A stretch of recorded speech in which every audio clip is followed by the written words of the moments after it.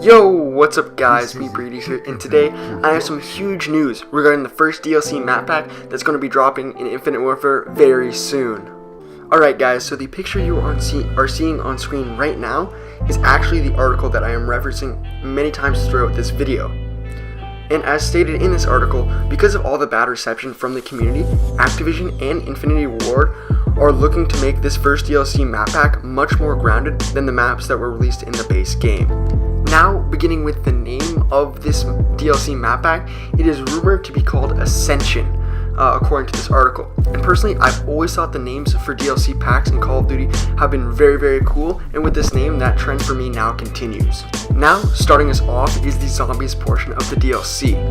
Included in the Ascension map pack is Episode 2 of the Infinite Warfare's Zombies series called Dead Ship. Dead Ship brings players on board an alien spaceship that looks straight out of a 1980s horror film, as described in the article. Also, many features from Zombies in Spaceland will be returning in addition to some new perks, along with a remake of a fan favorite gun, the ray gun, which I am personally super hyped for. So that's it for Zombies in this map pack. Now let's move on to the multiplayer stuff. Now, starting us off with the first of the 4 new maps in this DLC map pack, we have Colony. So this new map, Colony, takes place within a town that is surrounded by an air dome in Mars. This is a 3-lane map layout with majority of the fighting taking place around the fountain located in the middle of the map. Personally, when I read that majority of the action is going to be taking place near the fountain in the middle of the map, this instantly reminded me of the map Slums from Black Ops 2, for the main reason that majority of the action on that map took place near the fountain in the middle of the map. So hopefully they have something very, very similar to it, where the B flag is near it, and the hardest hardpoint to actually capture on the map is also near the fountain, which I think would just be really, really, really cool. Next up, we have the map Blast. So this map takes place at a space vehicle factory on Earth, and this map is said to have many great lookouts along with sniping positions. Unlike Colony, this map didn't remind me of any maps from a previous Call of Duty, although it's not that difficult to picture it in my head. I just kind of picture like a normal map, and then with some really, really good long range sights for snipers in particular, and also some good AR battles. But I think this map will definitely be good for a map like Domination because of the long sniper sight lines. And next on the list we have Albatross. So this map takes place at a space travel museum on the moon. The map is majority indoors with skylights for score streaks to attack through. And the museum itself has a very cool theme, being that a lot of emphasis is put on moon golfing and the growth of that industry within the Infinite Warfare universe. It's really good to hear that although majority of the combat will happen indoors, it's still good to hear that there are some skylights over the map, so then people can still use score streaks, because that was one thing I was worried about when I initially read this, and then when I read it over, I realized that obviously they can't take out score streaks because that's such a main focus of the game, especially in multiplayer, so it's good that they do have the skylights for easy score streak access, I guess you could call it. And lastly, we have the map called Rusted. So if you guys notice, the name sounds a lot like a fan favorite map from back in Modern Warfare 2 called Rust. And I've heard a lot of rumors that Infinite Warfare will be bringing back a map from Modern Warfare 2, and this just might be it. So here's the description of Rusted. It takes place on an oil drilling platform on Titan, which is a moon of Saturn.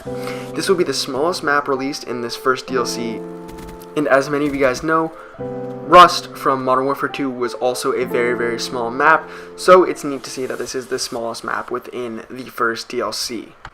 Also, this map will have modifications to support the advanced movement system that Infinite Warfare has. So basically, Infinity Ward is bringing back the fan favorite map, Rust.